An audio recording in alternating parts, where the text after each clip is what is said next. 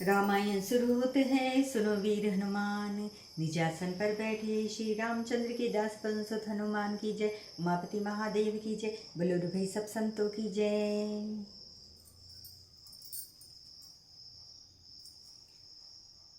मैं अपनी दिस किन्न निहोरा, तिन निज और लाऊ भोरा। बायस पल यही अति अनुरागा, होई निरामिष कबहु की कागा। बंदौ संत असज्जन चरना, दुख प्रद उभय बीच कछु बरना। बिछुरत एक प्राण हरि लेहि, मिलत एक दुख दारुण देहि। उपजहि एक संग जग माहि, जलज जोक जिमि गुण बिलगाहि। सुधा सुरा सम साधु असाधु, जनक एक जग जलधि अगाधु। भल अनभल निज निज कर तूति, लहत सुजस अपलोक विभूति। सुधा सुधा कर सुर सरि साधु, गरल अनल कलिमल सरि व्याधु। गुण अवगुण जानत सब कोई, जो जहि भाव नीक तहि सोई। भलो भलाई पै लहई, लहई निचाई नीचू। सुधा सराहिय अमरता, गरल सराही मिचू। लखन सिया रामचंद्र की जय, पवन सुत हनुमान की जय। उमापति महादेव की जय, बोलो रे भाई सब संतों की जय।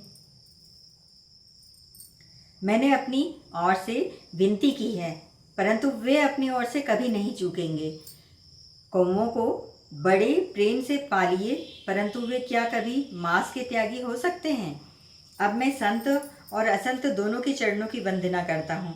दोनों ही दुख देने वाले हैं, परंतु उनमें कुछ अंतर कहा गया है। वह अंतर यह है कि एक संत तो बिछुड़ते समय प्राण हर लेते हैं और दूसरे असंत मिलते हैं तब दारुण दुख देते हैं। अर्थात संतों का बिछुड़ना मरने के समान दुखदायी होता है और असंतों का मिलना।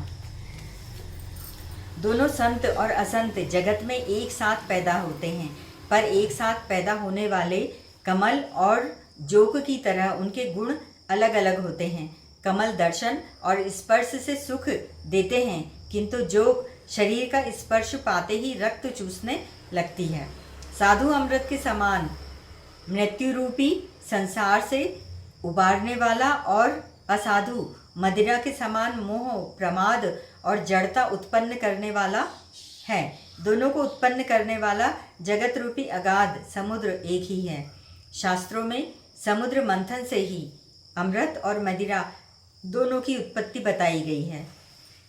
भले और बुरे अपनी अपनी करनी के अनुसार सुंदर यश और अपयश की संपत्ति पाते हैं। अमृत चंद्रमा गंगा जी और साधु एवं विष अग्नि कलयुग के पापों की नदी अर्थात कर्मनाशा और हिंसा करने वाला व्याध। इनके गुण अवगुण सब कोई जानते हैं, किंतु जिसे जो भाता है उसे वही अच्छा लगता है। भला भलाई ही ग्रहण करता है और नीच नीचता को ही ग्रहण किए रहता है। अमृत की सराहना अमर करने में होती है और विष की मारने में। जय श्री राम।